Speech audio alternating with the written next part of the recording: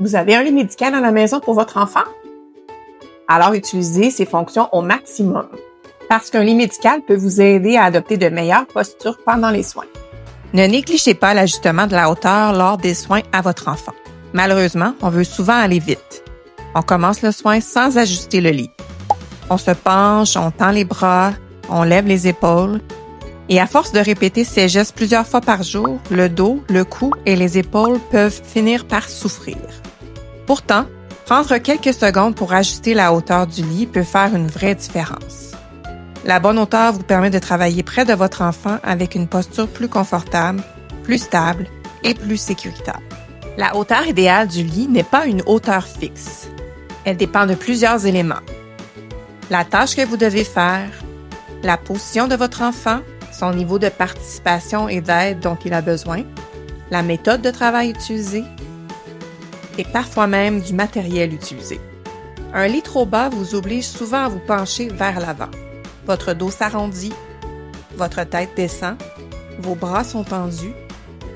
Et si vous restez longtemps dans cette position, la fatigue peut s'accumuler rapidement.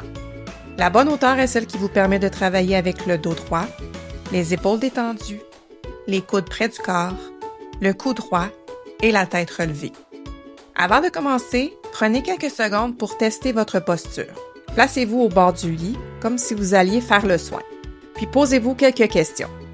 Est-ce que mon dos est droit? Est-ce que mes épaules sont détendues?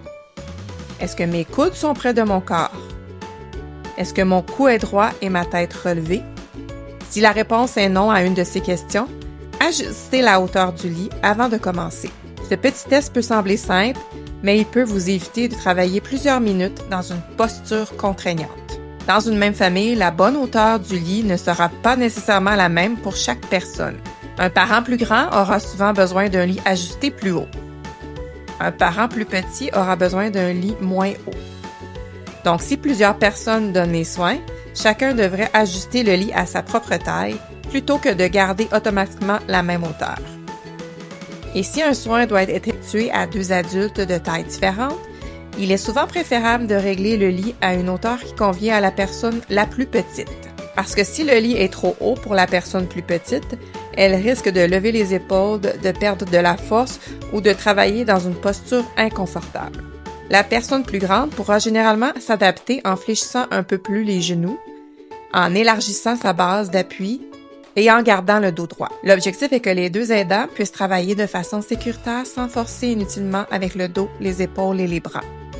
Il ne faut pas hésiter à réajuster la hauteur du lit pendant le soin. Souvent, un même soin comporte plusieurs étapes. Chaque étape peut demander une hauteur différente.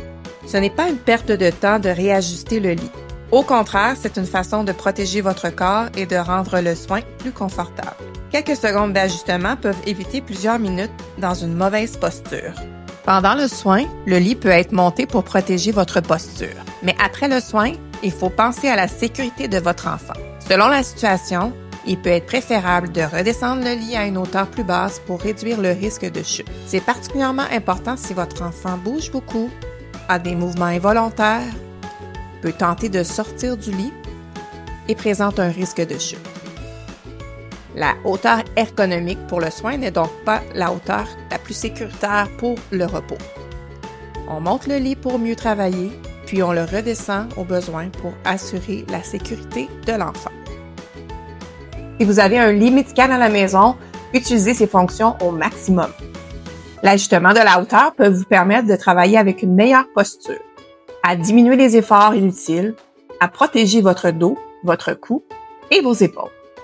Avant chaque soin, prenez quelques secondes pour vous demander « Est-ce que la hauteur du lit me permet de travailler de façon confortable et sécuritaire? » Votre enfant a besoin de vous. Il a besoin de vous en santé.